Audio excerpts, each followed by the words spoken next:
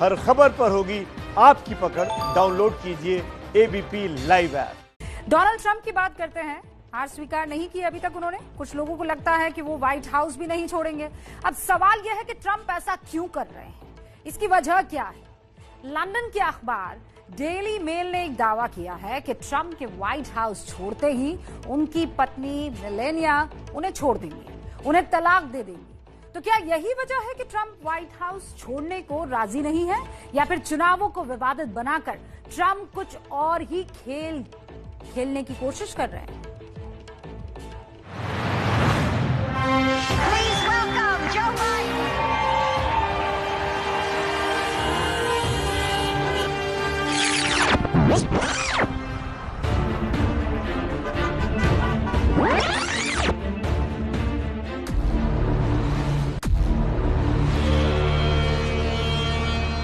My fellow Americans, the people of this nation have spoken.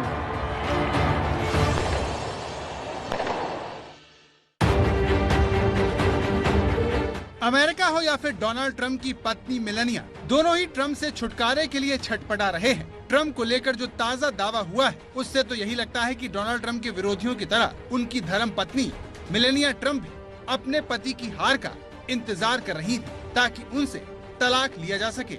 मतलब ये कि Trump चुनाव हारने के बाद अब अपनी पत्नी भी खोने वाले हैं।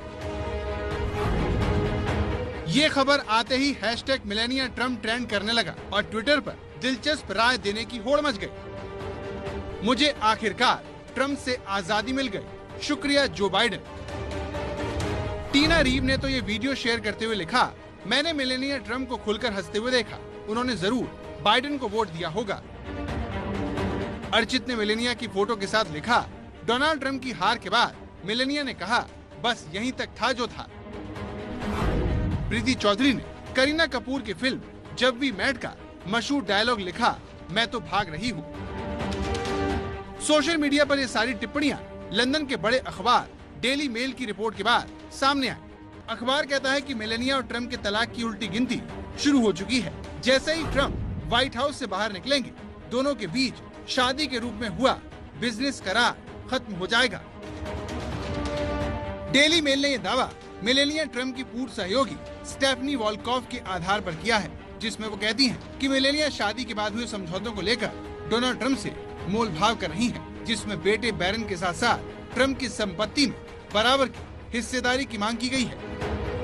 ट्रंप और मेलानिया में सब कुछ ठीक नहीं है। इस बारे में इनॉग्रल डे के दिन ही पता चल गया था, जब शपथ ग्रहण के दौरान दोनों में टेंशन दिखी। ये तनाव ट्रंप के पूरे कार्यकाल के दौरान दिखा, जिसमें दोनों सार्वजनिक तौर पर एक दूसरे से लड़ते नजर आए। ये ट्रंप और मेलानिया के बीच कैमरे में कैद हुआ शायद पहला झगड़ा है, जिसमें विमान से बाहर निकलने पर ट्रंप मेलानिया का हाथ पकड़ते हैं, लेकिन तुरंत छोड़ देते हैं। लोगों को ये तस्वीर काफी अटपटी लगती है, लेकिन शपथ के बाद जो होता है, उससे इन दोनों के रिश्तों को लेकर सवाल गहरा हो जाता है। 20 जनवरी 2017 को ट्रंप का शपथ ग्रहण होता है। शपथ के दौरान ट्रंप अचानक पीछे मुड़ते हैं तो मेलानिया ट्रंप हंसने लगती हैं, लेकिन जैसे ही ट्रंप आगे होते हैं, मेलानिया का चेहरा देखने लायक होता है। इनॉग्रल डे डांस में भी अमेरिका के 45वें राष्ट्रपति और उनकी पत्नी के बीच केमिस्ट्री नदारद दिखती है। दोनों कभी करीब ही नहीं आते और ट्रंप का ध्यान मेलानिया के बजाय बाकी सब जगह होता है। लेकिन अमेरिका की जनता को दोनों के बीच दूरी का पता तब चलता है जब ट्रंप और मेलानिया पहली बार व्हाइट हाउस पहुंचते हैं। ट्रंप बिना पत्नी को साथ लिए सीधे ओबामा के पास पहुंच जाते हैं, जबकि मेलानिया अकेले गिफ्ट लेकर पहुंचती हैं। ट्रंप की इस हरकत की चर्चा पूरे अमेरिका में होती है। लेडीज फर्स्ट के संस्कार अमेरिकी प्रेसिडेंट के लिए जरूरी है, इस बात का एहसास ओबामा करवाते हैं जब वो मेलानिया को व्हाइट हाउस में खुद से पहले जाने का आग्रह करते हैं, लेकिन ट्रंप सबसे पहले अंदर घुस जाते हैं।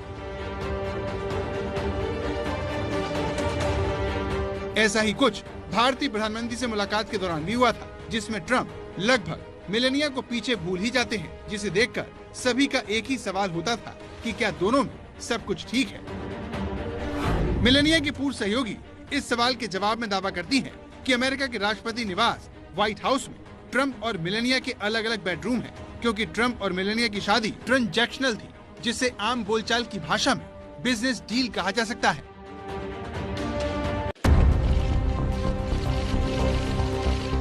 तो ऐसी तस्वीरें क्या शादी की जगह बिजनेस डील की वजह से सामने आती रही, जिसमें ट्रम्प मेलेनिया को बेइज्जत करते रहे?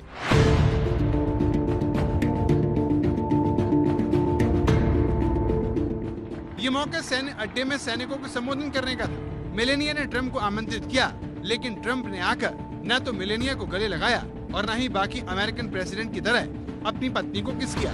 इसकी बजाय ट्रम्प ने मेलेनिया से हाथ मिलाकर उन्हें मंच से नीचे उतार दिया। इसके बाद ट्रम्प ने जो कहा वो काफी चौंकाने वाला था। सावधान की मुद्रा में खड़े अमेरिकी सैनिकों से उन्होंने तंज भरे अंदाज में कहा कि अब आप आराम से खड़े हो सकते हैं। Thank you very much. At ease, at ease. Trump का शायद यही बर्ताव मेलेनिया को पसंद नहीं आता था, जिस वजह से इस तरह की तस्वीर देखने को मिलती रही, जिसमें मेलेनिया ट्रम्प का हाथ झटकती नजर आई। ये ट्रम्प का इजराइल दौरा था, लेकिन मियां बीवी का झगड़ा सड़क पर आ गया। ऐसा एक बार नहीं, कई बार हुआ, जब ट्रम्प मेलेनिया का हाथ पकड़ने के चक्कर में अपनी हंसी उड़वाते रहे। लेकिन जब ट्रम्प नहीं माने तो मेलेनिया ने कंधे पर जैकेट लटकाकर इसका रास्ता खोजना शुरू कर दिया। डोनाल्ड ट्रम्प के पूर्व राजनीतिक सहयोगी ओमारोसा मैनीगॉल्ड न्यूमैन ने दावा किया है कि ट्रम्प और मेलेनिया की 15 साल पुरानी शादी अब खत्म हो गई है। उन्होंने कहा कि मेलेनिया हर मिनट की गिनती कर रही है। ओमारोसा ने यहाँ तक दावा किया कि ट्रम्प के व्हाइट हाउस से बाहर आते ही मेलेनिया उन्हें तलाक दे देगी। उन्होंने कहा कि मेलेनिया ट्रम्प से बदला लेने के लिए अब कोई रास्ता खोज रही है। अब सवाल ये है कि अगर दोनों तलाक ले रहे हैं तो फिर इसकी वजह क्या है? क्या ट्रम्प का गलत रवैया, जिसमें वो बार बार मेलेनिया की बेइज्जती करते हैं, जैसे इस वीडियो में बारिश के दौरान छाता लिए ट्रम्प अचानक मीडिया को देख उससे बातचीत के लिए मेलेनिया को अकेला छोड़ आगे बढ़ जाते हैं। अपने साथ इस बर्ताव से मेलेनिया काफी खिन्न दिखती हैं, लेकिन इससे बेखबर ट्रम्प हाथ में छाता लेकर मीडिया से बात करते रहते हैं। ये सब तब होता है जब दोनों शादी से पहले 6 साल तक रिलेशनशिप में रहे। साल 1998 में 52 साल के डोनाल्ड ट्रम्प और 28 साल की मेलेनिया एक पार्टी में मिले और प्यार हो गया। साल 2004 में ट्रम्प ने मेलेनिया को $1.5 मिलियन की डायमंड रिंग पहनाकर शादी के लिए प्रपोज किया और 22 जनवरी 2005 को दोनों ने शादी कर ली। लेकिन 15 साल पुरानी इस शादी में कब नोकझोंक, लड़ाई झगड़े और फिर सार्वजनिक शर्मिंदगी में बदल गई, ये पता ही नहीं चला।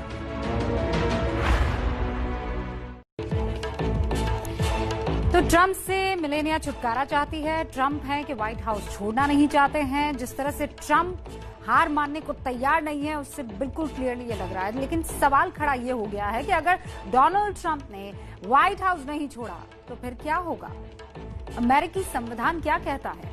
वो ये कहता है कि डोनाल्ड ट्रम्प के पास 20 जनवरी तक बतौर राष्ट्रपति सारी ताकत होगी, यानी वो अमेरिकी सेना के सुप्रीम कमांडर होंगे और उनके ही आदेश जो है वो 20 जनवरी तक मान्य होंगे। लेकिन अगर डोनाल्ड ट्रम्प 20 जनवरी तक व्हाइट हाउस नहीं छोड़ते हैं तो 21 जनवरी को जो बाइडेन के हाथ में वो सारी ताकत आ जाती है और उस वक्त सेना, सुरक्षा गार्ड, व्हाइट हाउस पर ट्रम्प का कोई अधिकार नहीं बच पाएगा।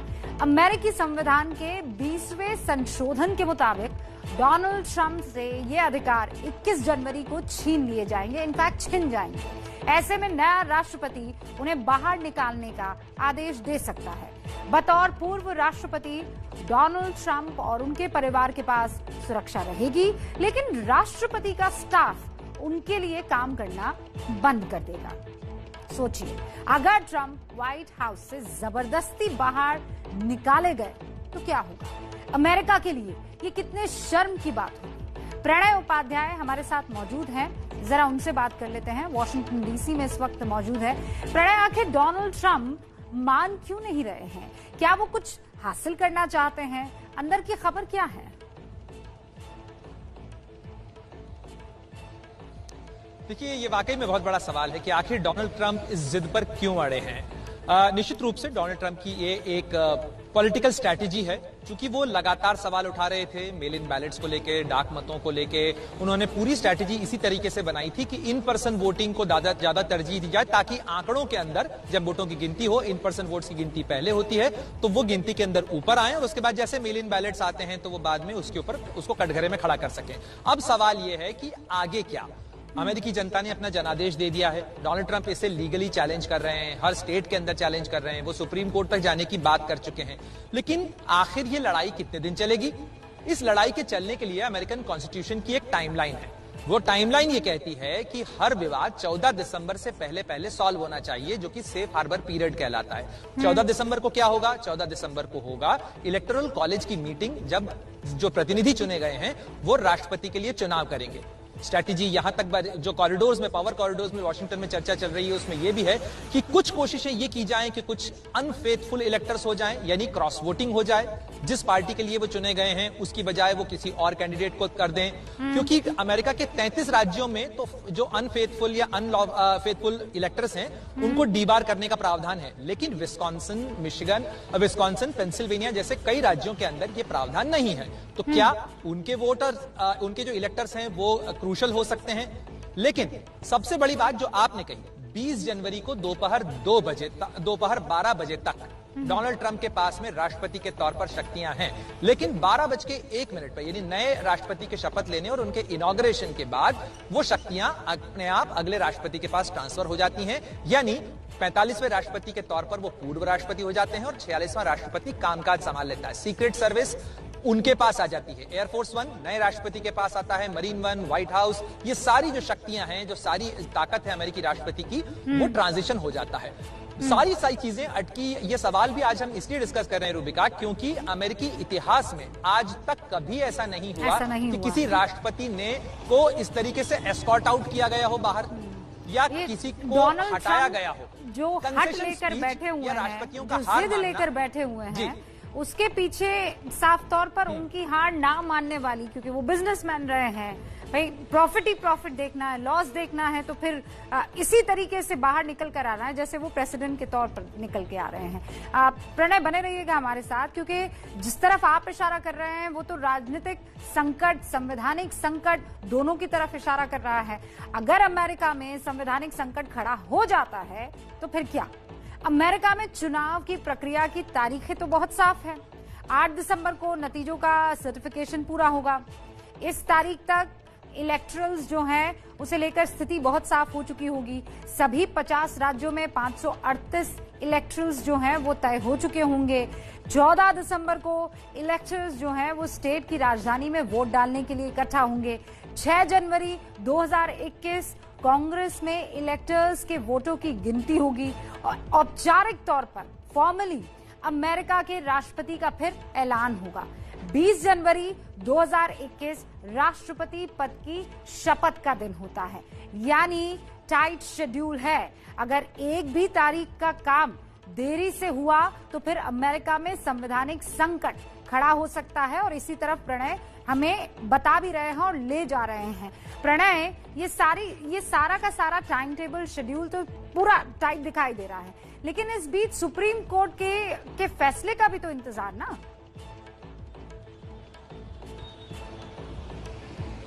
देखिए रूबिका, आपने सही कहा, लेकिन जो सारे विवादों का प्रेसिडेंस रहा इसके पहले 2000 का चुनाव, अगर आपको ध्यान हो, जॉर्ज बुश और अल गोर के बीच में जो विवादों में हुआ था, उसमें सुप्रीम कोर्ट ने सेफ हार्बर पीरियड में ही अपना फैसला दिया था। यानी 14 दिसंबर को इलेक्टर्स की मीटिंग के पहले सारे लीगल विवाद जो है वो सेटल हो जाने हैं। यानी ट्रंप के पास करीब 1.25 महीने का, 1 महीना 10 दिन का वक्त है। यानी 4 नवंबर के चुनाव को चैलेंज करने के लिए, रिजल्ट को चैलेंज करने के लिए 14 दिसंबर तक का वक्त उनके पास है। इसमें सारी चीजें सॉल्व होनी है, क्योंकि आप कह रहे हैं 14 दिसंबर तक का वक्त है, 1.25 महीना उनके पास है। खबरें तो ऐसी भी आ रही है कि ज्यादातर जो सुप्रीम कोर्ट में जज हैं वो कंजर्वेटिव भी हैं, और साथ में डोनाल्ड ट्रंप ने मेरे ख्याल से 3 से 4 को अपॉइंट किया है। तीन जजेस की नियुक्ति डोनाल्ड ट्रंप के कार्यकाल में हुई है और जो 9 जजेस का सुप्रीम कोर्ट है, इंक्लूडिंग द चीफ जस्टिस, उसमें से जो 6 जजेस हैं वो कंजर्वेटिव यानी रिपब्लिकन पार्टी के राष्ट्रपतियों के शासनकाल के अंदर नियुक्त हुए हैं। क्योंकि अमेरिकन सुप्रीम कोर्ट के अंदर कोई भी सुप्रीम कोर्ट का जज जो है वो जीवन पर्यंत के लिए जज नियुक्त होता है, तो वो पूरे समय में रहता है। तो अब ये देखना होगा कि कोर्ट क्या फैसला करता है, सुप्रीम कोर्ट तक क्या मामला जाता है। ये सारी चीजें एक किस्म की अनचार्टेड टेरिटरी हैं। अमेरिकन कॉन्स्टिट्यूशन, अमेरिकन सिस्टम उस तरफ नहीं गया था। जहां तक ट्रांजिशन का सवाल है, बाइडेन की टीम ये तैयारी कर चुकी है। तो डोनाल्ड ट्रंप जिस स्ट्रैटेजी पे चल रहे हैं वो शायद अमेरिकन सिस्टम के लिए भी एक टेस्ट है, अमेरिकन डेमोक्रेसी के लिए एक टेस्ट है। किस तरीके से अमेरिका की डेमोक्रेसी इस टेस्ट में पार करती है, इसमें कैसे खरी उतरती है, ये देखना होगा। और जिस पर्सनल संकट की आप जिक्र कर रही थी इससे पहले खबर में, वो क्या फैक्टर है राष्ट्रपति ट्रंप के लिए, ये तो वक्त बताएगा। प्रणय, देखिए आप इतना लंबा इंतजार करेंगे और तब जाके फाइनल रूप से प्रेसिडेंट को देख पाएंगे। यहाँ बिहार में देखिए सुबह 6 बजे नतीजे आना शुरू हो जाएंगे और उसके बाद 11-12 बजे तक पिक्चर एकदम साफ हो जाएगी। जिसके भी हक में फैसला आएगा वो जनता की सेवा करने के लिए सीएम पद की शपथ ले लेगा। मतलब बड़ा क्लियर, सबसे बड़े लोकतंत्र की सबसे खूबसूरत बात।